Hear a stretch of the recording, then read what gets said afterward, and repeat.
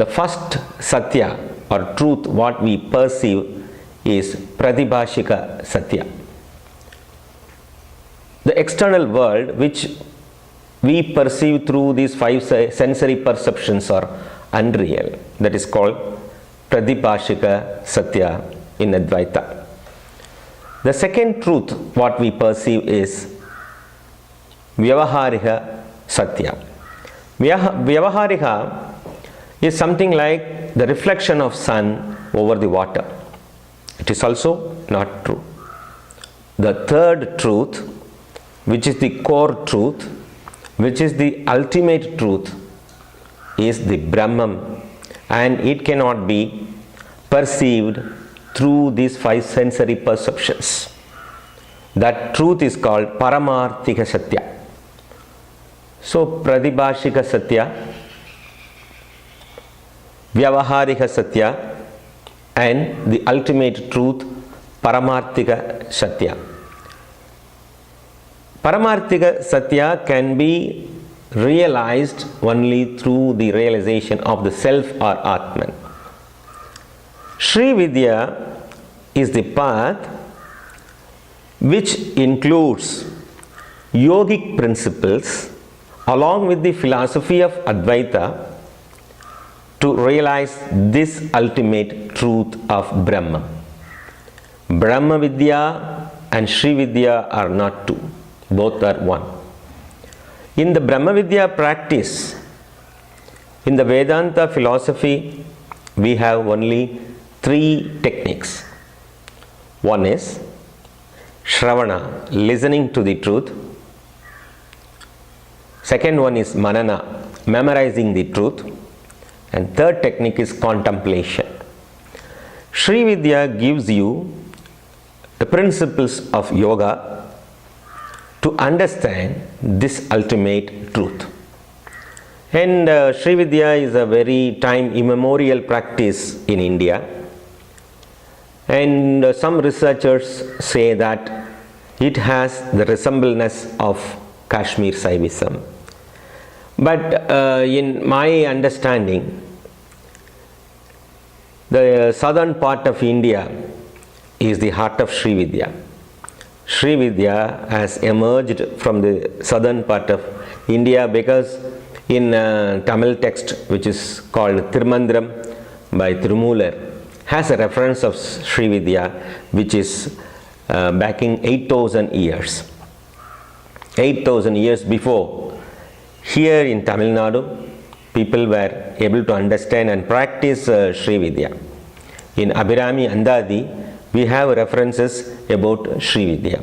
So Tirumandiram and Abhirami Andadi are the two important Tamil texts which explain about Sri Vidya. In Sri Vidya, there are so many traditions and so many branches are available in Sri Vidya. We can say about two branches as a main branches. One branch is Samayachara Sri Vidya. The another branch is called Kaulachara Sri Vidya. Both branches are accepted and we have references of these two branches in Lalita Sahasranama. So we cannot say one is higher and another is lower. Both these paths are equally good. But what we follow, what we teach, what we learn and practice is Samayachara Sri Vidya. We have great respect towards Kaulachara path also. But what we practice is Samayachara Sri Vidya. Samayachara Sri Vidya has the base of Advaita Vedanta, and for practical purpose we use Patanjali Yoga Sutra. So this is the idea about the branches of Sri Vidya, and you have Keralachara, Dakshinachara, Vamachara, like so many traditions in practice of Sri Vidya. The very word Samaya means a step-by-step realization, and it encompasses all the branches of knowledge in one Sri Vidya philosophy. So it encompasses and it leads to a step-by-step realization. This is the understanding of the word Samaya. For example, you visualize a big tree with a lot of branches, flowers, and the flowers become an unripened fruit, and this unripened fruit becomes a ripened fruit, and it gives us a seed. So now I have shown, for example, I am showing you a transformation from the level of flower to the level of seed. The flower becomes unripened fruit. This unripened fruit becomes ripened fruit, and it gives out the seed. So there is a transformation. Like that, the energy, the cosmic energy, who we pray, worship and respect as the Divine Mother Goddess, resides in our physical body in a particular energy point called Mooladhara at the end of the spinal cord. It is a 4-petaled chakra, and it has a serpent power which is hidden in the Mooladhara chakra. This serpent power, which is in a sleeping mode, is called Shakti, or the energy, or the Divine Mother Goddess. And we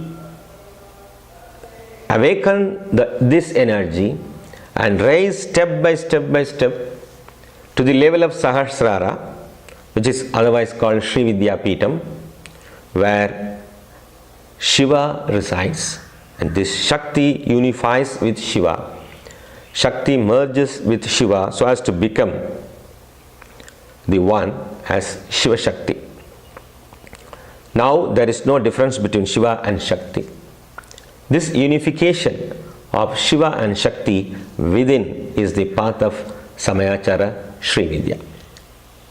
For this we use Mantra Yoga.